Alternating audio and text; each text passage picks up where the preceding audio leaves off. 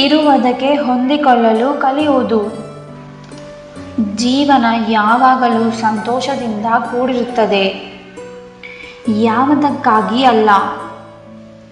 ಹಂಬಲ ಬೀಳುತ್ತಲೇ ಇದ್ದರೆ ಕಣ್ಣೀರು ಜೀವನಕ್ಕೆ ಒಲಿಯುತ್ತದೆ.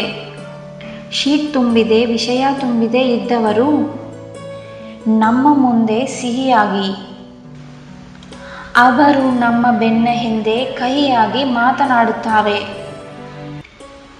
ಆದರೆ ಒಂದಂತೂ ನಿಜ, ನೀವು ಸಿಂಹದೊಂದಿಗೆ ಸ್ನೇಹ ಬೆಳೆಸಬಹುದು, ಆದರೆ ಕಾಲ್ಚೀಲದ ನರಿಗಳೊಂದಿಗೆ ಸ್ನೇಹ ಅತ್ಯಂತ ಅಪಾಯಕಾರಿ. ಹಣಕ್ಕಿಂತ ಪ್ರಮುಖವಾಗಿ ಮನಸ್ಸಿನ ಶಾಂತಿ, ಯಾಕೆಂದರೆ ಅದನ್ನು ಯಾರೂ ಮಾರುತ್ತಿಲ್ಲ, ಅಲ್ಲದೆ ಖರೀದಿಯೂ ಇಲ್ಲ. ಮನುಷ್ಯನಿಗೂ ಇರುವ ಅಂತರವೇನು ಎಂದು ಕೇಳಿದರೆ, ನಿಮ್ಮ ಹೃದಯದಲ್ಲಿ ನೀವು ನಂಬಿದರೆ ಸ್ವಲ್ಪ ಕೂಡ ಅಲ್ಲ.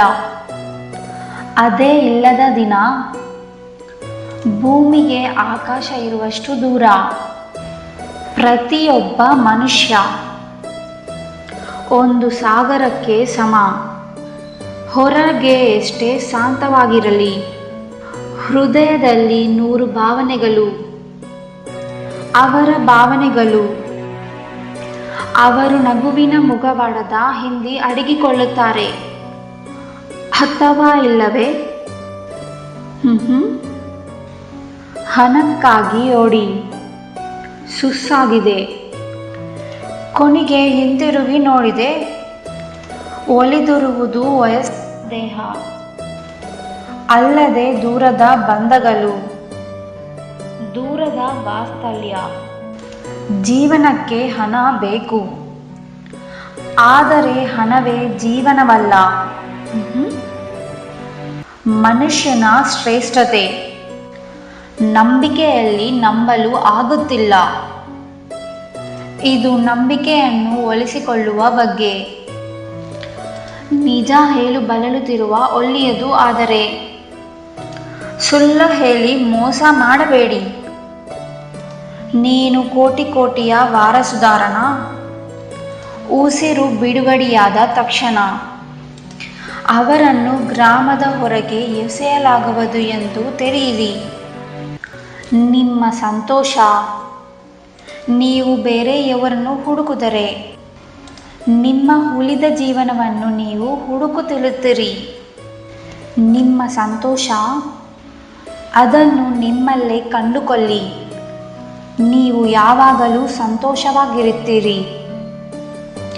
ಕರಡಿ ಕಪ್ಪು ಎಂದು ಕಾಗೆ ಬಂದು ಅಣಗಿಸಿತು.